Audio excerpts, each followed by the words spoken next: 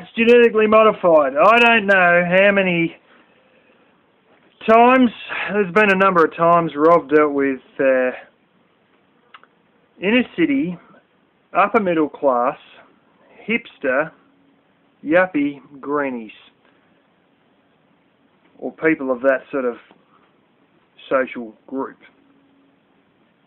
And I've had a number of times, I might tell you a few stories one day about some of the bullshit they've tried to ram down my throat, telling me that I don't know anything.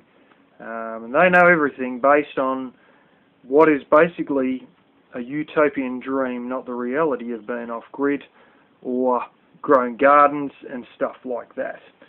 And so I'm going to show you a couple of things that they always think are genetic engineering, and they get on a mad friggin' hop because it's genetically modified, yet they've got no damn clue about the past of these things. And so they go berserk about it. One of them is Belgian blue cattle.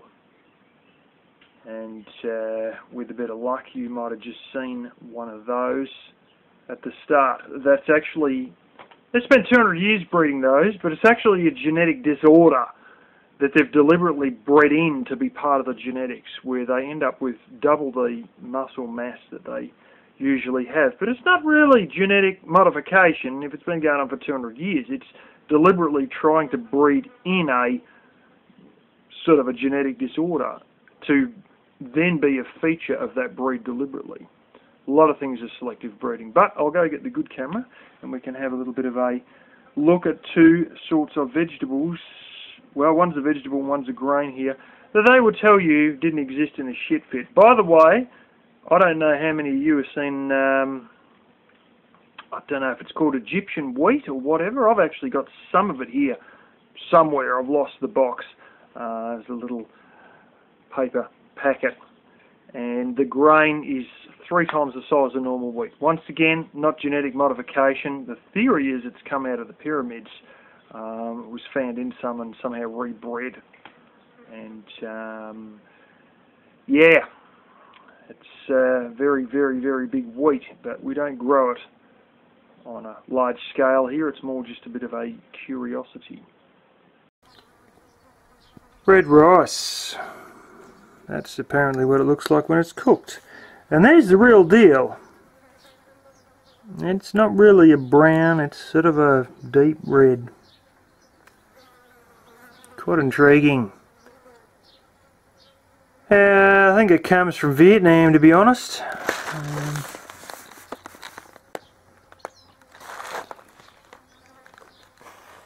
Fertile plains of Thailand, apparently. As they say, like white on rice. Well, yeah, not always.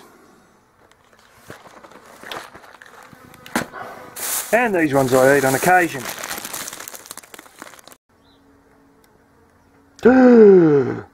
Purple carrots. Must be genetically modified. Nah, like the red rice, they've got a long history.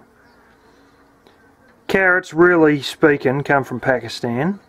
And that's where they really exist naturally. And the fact is that they were very stringy, hard roots, and they, you know, smaller and stringy.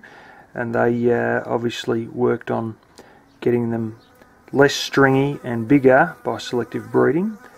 And well, they have a purple carrot in the southern areas, and you go sort of further up north and the carrots are more plum colour. The orange carrots were deliberately selectively bred by the Dutch because at one point orange was their national colour. That's the story behind your so-called normal carrots. But these come first. That's right, these come first. And so your less natural ones are your ones that you thought are your standard ones. Break them open and they are purple inside, and they taste quite alright actually.